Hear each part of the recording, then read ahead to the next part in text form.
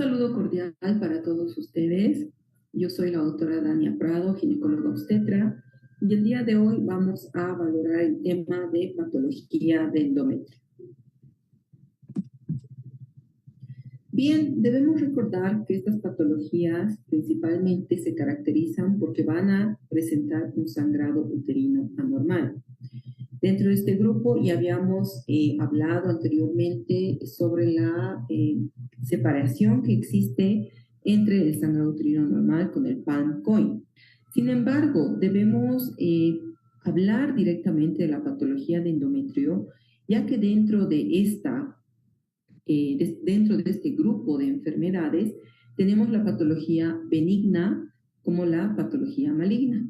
Y es así que vamos a hablar dentro del grupo sobre los pólipos endometriales, las sinequias o adherencias uterinas, la hiperplasia endometrial y el cáncer de endometrio, que son las 4 patologías predestinadas y que se correlacionan directamente con el endometrio.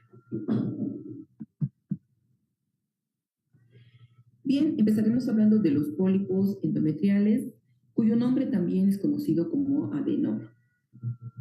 Debemos decir prácticamente que los pólipos endometriales presentan un crecimiento hiperplástico o son formaciones sésiles de crecimiento hiperplástico localizado de las glándulas y del estroma endometrial.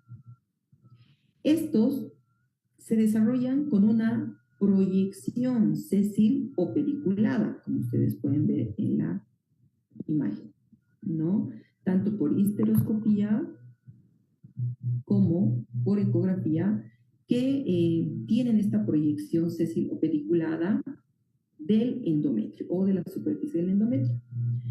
Prácticamente estos adenomas polipoideos son benignos y es muy rara aquella transformación que pueda convertirse de forma carcinomatosa. Sin embargo, existe un pequeño porcentaje, que es hasta un 2%, que puede malignizar. La incidencia de esta patología va a ir incrementando con la edad y declina después de la menopausia, es decir, de la ausencia de la menstruación. Como todas las enfermedades que habíamos hablado hasta ahora y sobre todo en las patologías de endometrio, debemos decir que estas enfermedades son hormonodependientes. No tienen una edad en las cuales puedan desarrollarse, una edad exacta en la que puedan desarrollarse. Sin embargo, puede presentarse en la etapa de la mujer en edad fértil, ¿no es cierto? Pero no hay una edad específica para el desarrollo de estas. Debemos decir que estas además presentan una proliferación adenomatosa de glándulas endometriales, lo cual van a conformar este tipo de pedículos. Tiene una prevalencia entre un 10 y un 24% y es responsable de un 25% de los casos o de las pacientes que presentan metrorragia. Perimenopáusica sobre todo, ¿no? Donde es la máxima incidencia de estos sangrados anormales o sangrados fuera de la menstruación, que es así como se considera una metrorragia. Y prácticamente esta patología pues puede ser bien visualizada mediante la histeroscopía. Debemos decir que cuando hablamos un poco sobre los factores de riesgo de esta patología, está la obesidad, y la obesidad va a atribuirse por una producción hormonal periférica. Ya habíamos hablado anteriormente de este tema igual. Aquellas mujeres que pueden estar sometidas con altos niveles de estrógenos o patologías anovulatorias prolongadas o crónicas, una insuficiencia lútea, el uso de tamoxifeno, ¿no? Que es muy usado en aquellas pacientes con cáncer de mama quirúrgicas, que para el control de esta nosotros utilizamos el tamoxifeno, y aquellas pacientes con hipertensión arterial de igual forma. Clínicamente, si hablamos sobre los pólipos, diremos que en su mayoría son asintomáticos. ¿no? Y que su principal clínica es la metrorragia que ya habíamos mencionado, esta alteración del flujo de la menstruación, y puede estar vinculado en algunos casos con temas de infertilidad en algunas pacientes, ya que esto tiene que ver con un hiperestrogenismo local, lo que va a interferir a que exista una buena anidación de un producto. Prácticamente el diagnóstico de esta patología es mediante ultrasonografía, que es lo principalmente que nosotros solicitamos, en el cual vamos a ver en la cavidad endometrial estas formaciones sésiles de endometrio engrosado, ¿no? Con un pedículo en el cuello prácticamente de cada pólipo, ¿no? Entonces son formaciones sésiles pediculadas que pueden otorgar un crecimiento endometrial anormal, lo cual va a conllevar al tema de la metrorragia. Pero el gol estándar, tanto para el tratamiento como para el diagnóstico de los pólipos, pues está la histeroscopía. La histeroscopía, ya que es bajo visión directa, uno puede observar directamente este tipo de alteraciones o formaciones sésiles, que son los pólipos. Además, se los puede extirpar mediante la histeroscopía. Entonces, es tanto diagnóstico como terapéutico la polipectomía que se puede realizar y, por supuesto, mandar a patología. Cuando hablamos sobre las sinequias uterinas, prácticamente el tema de sinequias uterinas es una consecuencia que se va a presentar por un problema que pueda haber presentado una paciente. Por ejemplo, un aborto incompleto, ya sea provocado o no, pues se va a someter esta paciente a un procedimiento quirúrgico mediante legra, como es el legrado uterino instrumental. En ciertas instancias, cuando este legrado uterino instrumental es demasiado invasivo, es decir, que sobrepasa las paredes endometriales, va a provocar este tipo de alteración a nivel del endometrio. Como ustedes pueden ver, también el gol estándar para esta patología y poder identificar correctamente las adherencias en formación del endometrio, como ustedes pueden ver y estoy mostrando con el puntero, pues son este tipo de alteraciones a nivel endometrial, las cuales se conocen como sinequias o adherencias uterinas. Clínicamente, ¿qué va a provocar esta patología? Pues prácticamente periodos de amenorrea. Recordemos que amenorrea es la ausencia de la menstruación por más de 3 meses. Este tipo de pacientes pues acuden no solamente por el tema de amenorrea, sino por temas de esterilidad o infertilidad, y en muchos de los casos por abortos iterativos, es decir, que son aquellos abortos más de 3 en un mismo año, ¿no? Entonces, ¿qué es lo que nosotros tenemos que valorar? Prácticamente la cavidad uterina, el endometrio, donde nosotros vamos a ver esta alteración de estas sinequias o adherencias que se presentan y se desarrollan por el exceso del legrado presentado. Y por lo tanto, prácticamente el tratamiento es la liberación de estas adherencias o de estas sinequias. Una vez que se realiza la liberación mediante histeroscopía de estas adherencias uterinas, pues se debe dejar un dispositivo intrauterino, pero hormonal. Sobre todo, debe ser rico en estrógeno para que pueda favorecer al desarrollo y evitar las nuevas formaciones de sinequias que puedan presentarse.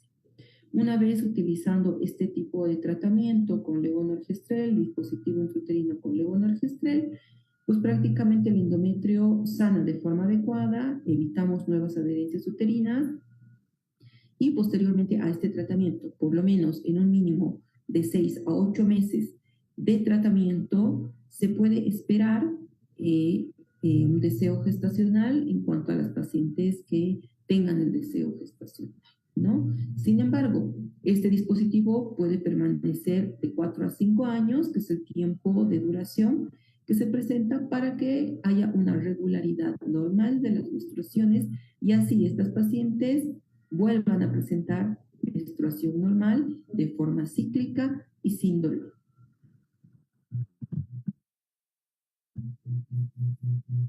Bien, otra patología que ingresa al grupo de la patología del endometrio es la hiperplasia endometrial.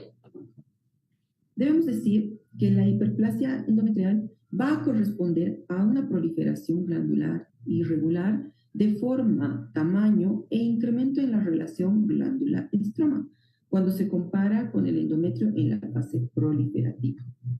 Por lo tanto, diremos que la hiperplasia endometrial es aquel crecimiento anormal del endometrio con una proliferación glandular excesiva que va a propiciar que haya una alteración de las paredes endometriales y cuya característica principal pues, va a ser el engrosamiento endometrial. Esta patología se relaciona además con una anovulación crónica y un incremento en la exposición de estrógenos exógenos. Esta se considera una lesión potencialmente maligna y es por esto que se desarrolla una clasificación de la hiperplasia endometrial.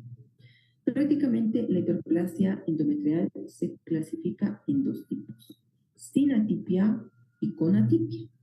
Cuando nosotros hablamos de la hiperplasia endometrial sin atipia, debemos decir que la exposición o la alteración que pueda presentarse es de bajo grado.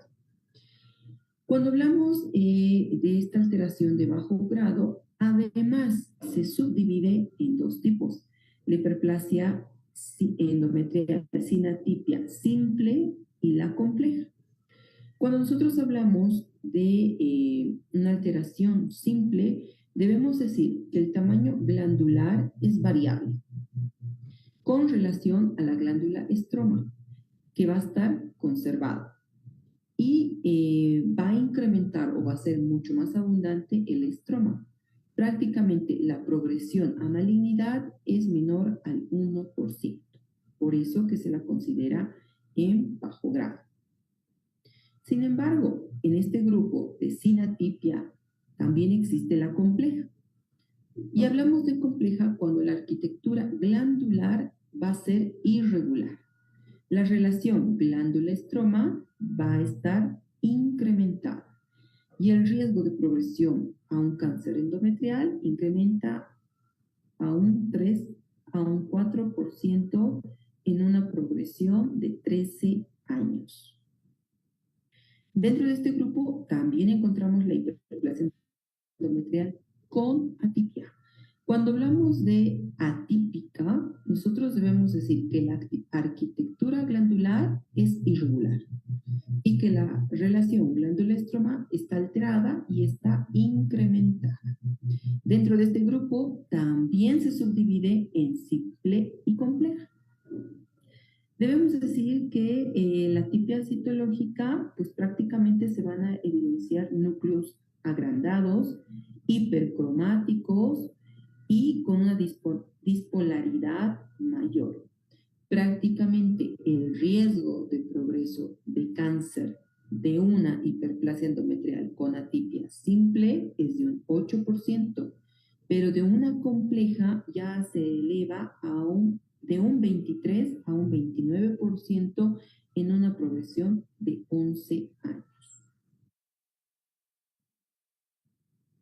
Entonces, lo que nosotros hablábamos, ¿no? Que la clasificación de las hiperplasias de endometrio se dividen en simple, compleja y atípica. Prácticamente, si hablamos de simplicidad, glándulas irregulares con un crecimiento individual, sin embargo, la relación glándula-estroma está conservada y prácticamente el riesgo de malignidad va a ser entre el 1 y el 3%. La hiperplasia compleja, debemos decir que al decir compleja, las glándulas están situadas unas contra otras, por por eso que es de una formación irregular. Existen deformaciones en yemas, papilares, puentes, una estratificación escasa, un crecimiento individual de células y la progresión a malignidad hasta un 4% en 13 años. Y la hiperplasia atípica. Cuando ya hablamos atípico, debemos decir que están situadas las glándulas unas contra otras. Hay una atipia citológica, ya que la relación de los núcleos, pues estos están agrandados, los nucleolos también incrementados de tamaño, hay un hipercromatismo, una estratificación y una dispolaridad. Y por lo tanto, la progresión de malignidad pues, incrementa en un menor tiempo a 11 años. Debemos hablar y conocer sobre los factores de riesgo, ya que muchas de nuestras pacientes con hiperplasia endometrial pueden ser asintomáticas, ya que el síntoma característico pues es una metrorragia, que muchas de ellas pues lo toman como normalidad. Inclusive pacientes que ya cuentan con una edad en la cual ya debería presentarse la menopausia o el climaterio, estos pacientes siguen presentando menstruaciones regulares, pero en exceso, ¿no? En exceso, es decir, una metrorragia. Y es por esto que es importante conocer estos factores de riesgo, sobre todo, ¿cuál es el que más afecta a una mujer posmenopáusica? La obesidad, ya que va a estar expuesta a estrógenos en muy altas dosis. Por este cambio a nivel del tejido adiposo, de la aromatasa, que provoca que la mujer esté expuesta a los estrógenos en altas dosis.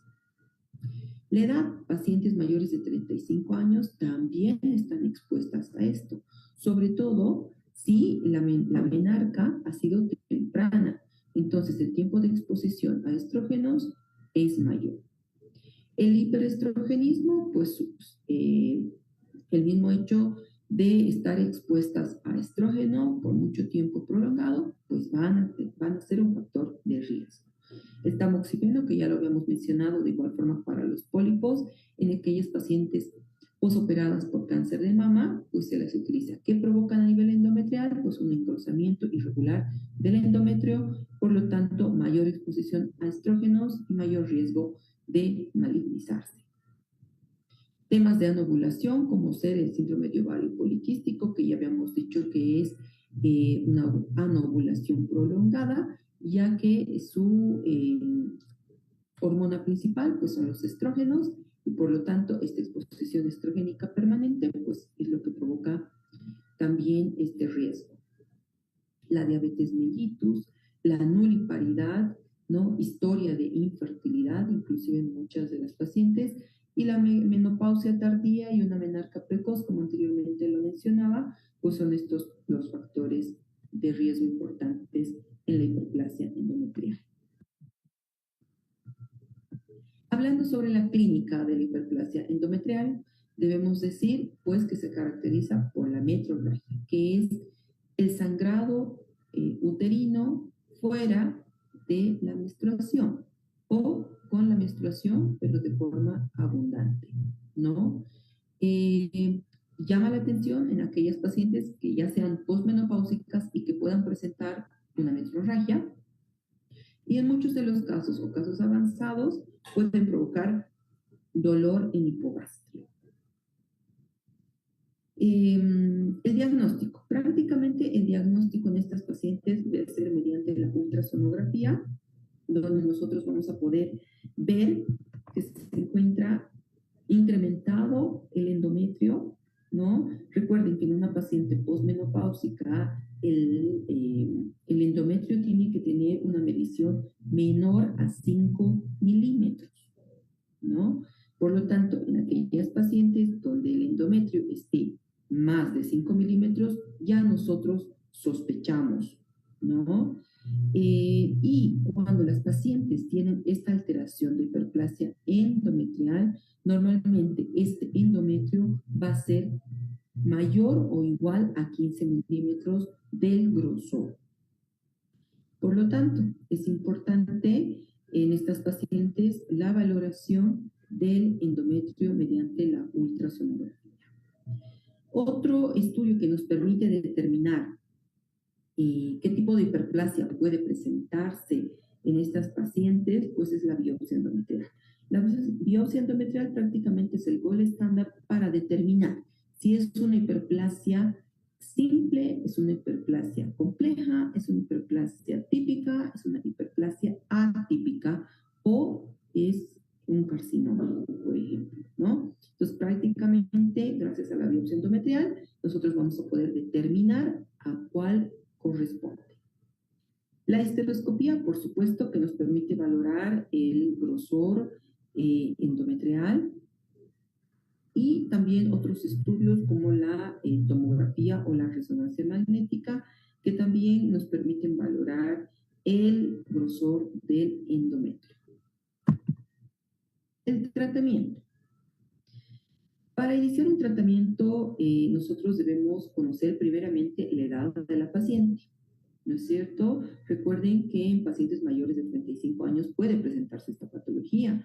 Muchas de estas pacientes pueden ser nulíparas con deseo gestacional. Por lo tanto, dependerá mucho el tratamiento que nosotros vayamos a determinar según los deseos gestacionales, ¿no? Sin embargo, en aquella patología sin atipia, nosotros podemos utilizar los gestágenos, ¿no? Y los análogos de la gonadotropina coriónica. Por ejemplo, la medroxiprogesterona, 10 miligramos día, entre 10 y 14 días por 3 meses, lo que nos va a permitir hacer un mayor control del endometrio, ¿no? Y esto va a favorecer a la fertilidad que pueda presentar la paciente. Sin embargo, en aquellos pacientes que no hayan deseos de fertilidad o de gestación, pues prácticamente nosotros ofrecemos el tema de la histerectomía, como ustedes pueden ver. Y en aquellas pacientes con una hiperplasia endometrial con atipia, como el riesgo de cáncer endometrial es demasiado elevado, prácticamente en estas pacientes lo que debemos realizar es una histerectomía. Recuerden que el cáncer de endometrio puede presentarse en un 90% de los casos y se detecta prácticamente por estos sangrados que puedan presentar, sobre todo los posmenopáusicos.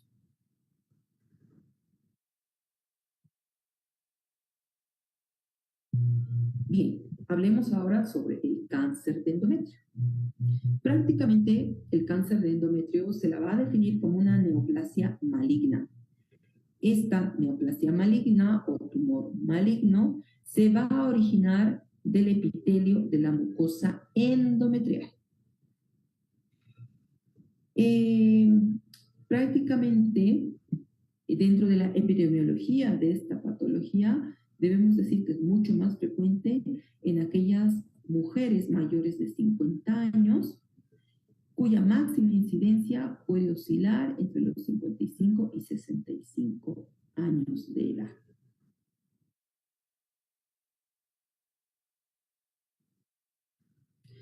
Recordemos que la principal alarma de sospecha de cáncer de endometrio es un sangrado posmenopáusico. Prácticamente en estas pacientes, ¿qué se debe realizar en la posmenopáusicas o un sangrado posmenopáusica? Una biopsia endometrial. Esta biopsia endometrial nos va a poder indicar si hay algún tipo de hiperplasia, sobre todo la atípica. Y para ello es importante que nosotros mencionemos que en la neoplasia ginecológica, el cáncer de endometrio es una de las patologías más frecuentes en nuestro país y en varios países de Sudamérica.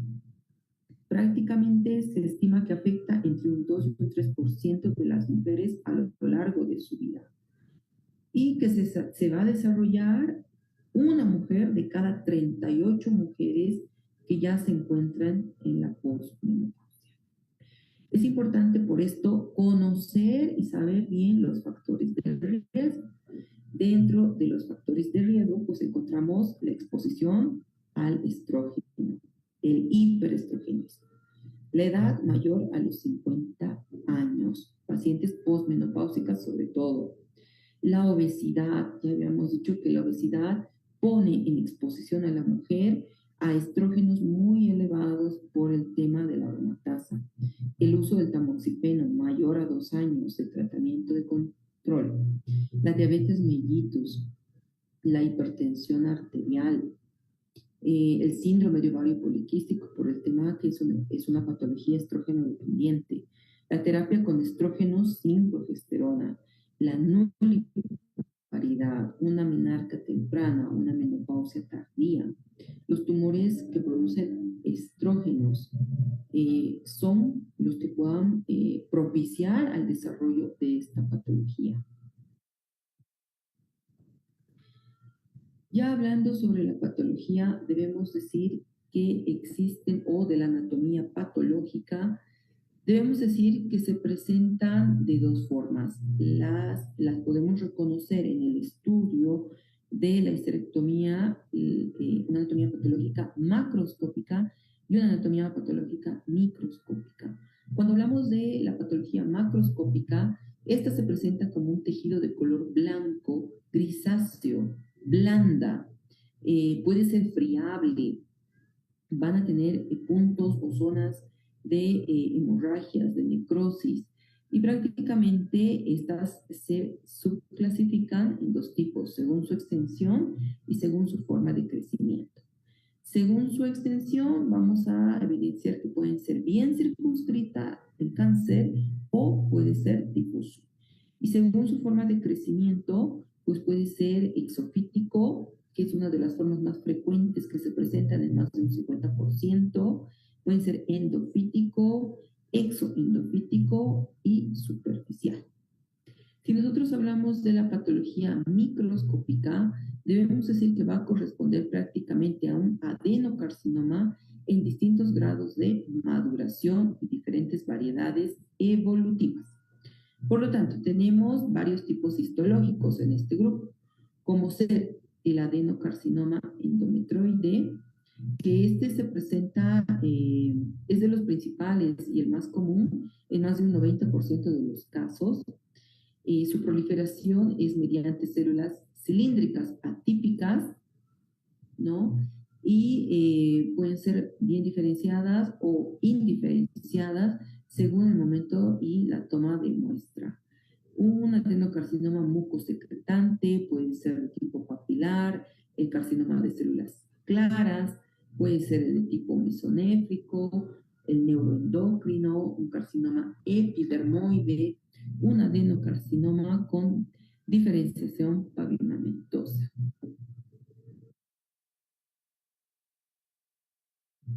Hablaremos un poquito de cada una de ellas y de sus características que puedan presentarse. Cuando hablamos de un adenocarcinoma endometrioide, debemos decir que este se caracteriza porque es una proliferación de células cilíndricas. Normalmente se presentan en un 80 o un 90% de los casos. Si hablamos de un adenocarcinoma mucosecretante, será mucosecretante porque vamos a evidenciar un epitelio cilíndrico endocervical productor de moco. Por esto que se lo denomina mucosecretante.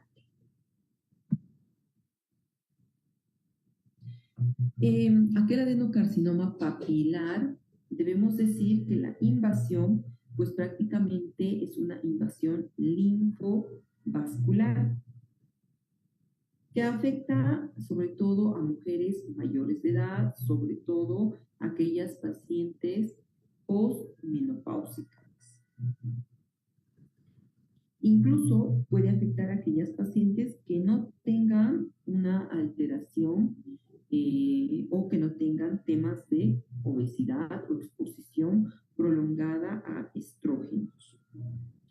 El compromiso normalmente es extrauterino y no responde de forma adecuada al tratamiento radioterápico. Por lo tanto, en este tipo de adenocarcinoma papilar, el tratamiento principal es el quirúrgico con posteriormente el tratamiento que se pueda dar mediante la quimioterapia. El carcinoma de células claras. Prácticamente se habla de células de citoplasma claro distribuidos en nidos. Normalmente esta patología es de mal pronóstico, ya que la supervivencia es menor de 5 años. Y la clínica de esta patología prácticamente se destaca por la presencia de metrorragia, sobre todo posmenopáusica. Recuerden que la posmenopáusica es aquella que la menstruación ya no la ve más de 1, 2, 3 años y presenta un sangrado anormal.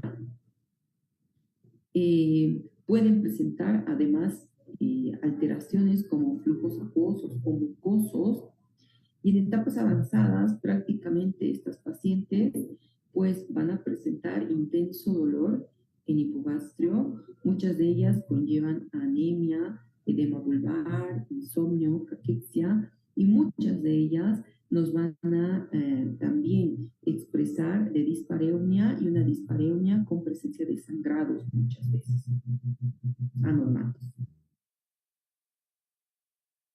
El diagnóstico de esta patología, ya que la sobrevida en estas pacientes, sobre todo en aquella patología que es el adenocarcinoma endometrioide, es bastante buena, sometiéndola a un tratamiento quimioterápico, radioterápico y una histerectomía radical.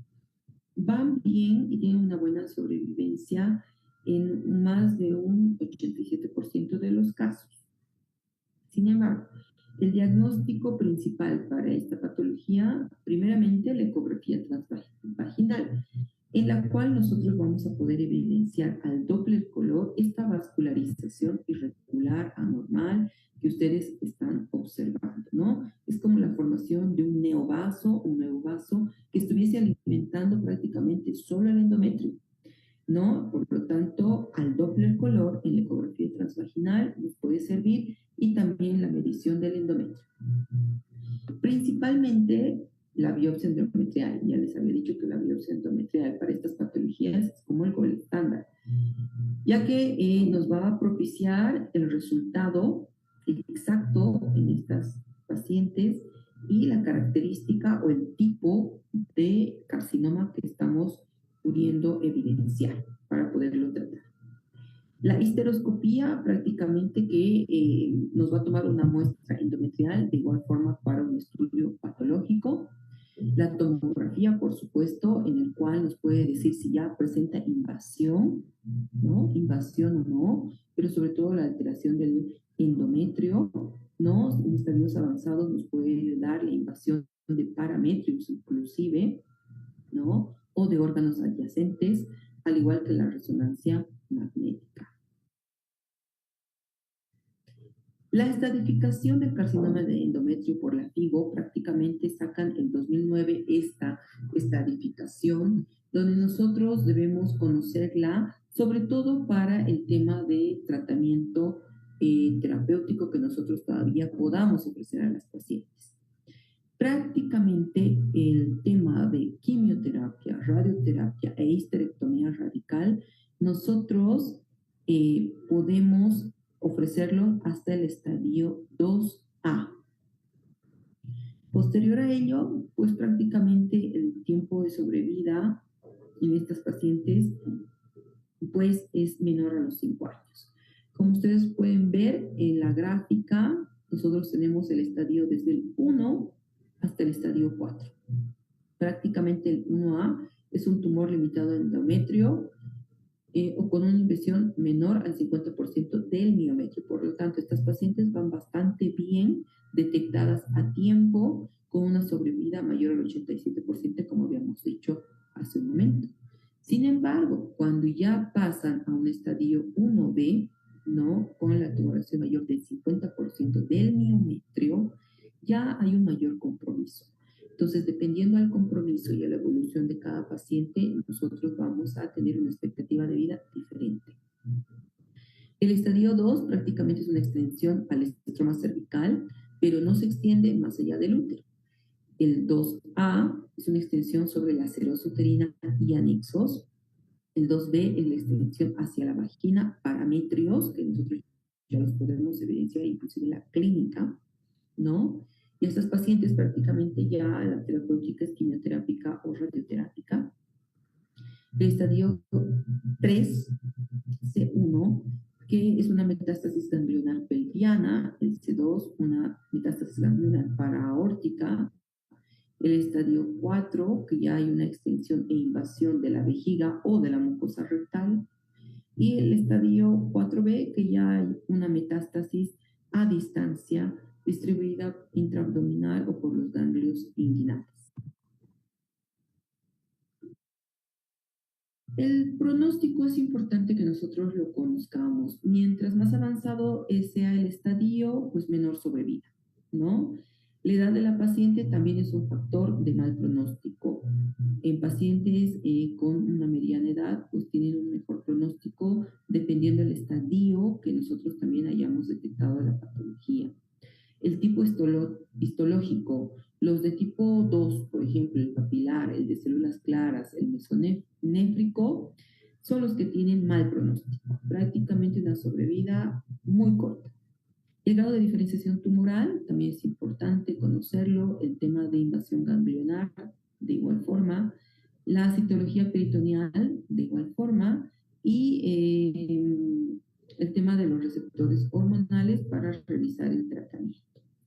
El tratamiento principal prácticamente es quirúrgico y dependiendo del estadiaje, como les había dicho. Primero hay que evaluar el estadiaje para poder ofrecer el tratamiento. Y posterior a ello, pues se asociará la radioterapia como coadyuvante, sobre todo, y la quimioterapia en muchos de los casos, ¿no? El estadio 1, que es de bajo riesgo, ¿qué es lo que se debería realizar? Una histerectomía radical más anexectomía. Un estadio 1, donde ya hay una invasión ganglionar, etapa 3, y tiene un riesgo intermedio, prácticamente se hace una histerectomía abdominal, una doble anexectomía, linfadenectomía y más radioterapia. El estadio 1 con riesgo alto de invasión ganglionar, etapa 3, una histerectomía abdominal, doble anexectomía, linfadenectomía, radioterapia y quimioterapia. El estadio 2, prácticamente nosotros ya debemos ofrecer una histerectomía abdominal radical, Wertheim, que es una colpohisterectomía, una linfadenectomía y radioterapia. El estadio 3, pues habrá que analizar si se realiza una histerectomía abdominal o si simplemente pasamos al tema de radioterapia, quimioterapia y coadyuvante terapia del dolor. Y el estadio 4 prácticamente es la radioterapia, quimioterapia, muchas veces la hormonoterapia, pero sobre todo la terapia del dolor, en este caso de las pacientes, el tiempo de sobrevida es menos de un año. Y eso es todo en cuanto a patología endometrial. Espero que haya estado claro. Y es importante conocer y diferenciar y sobre todo dar mucha atención en aquellas pacientes menopáusicas o posmenopáusicas con sangrados anormales. Eso es todo. Muchas gracias por su atención.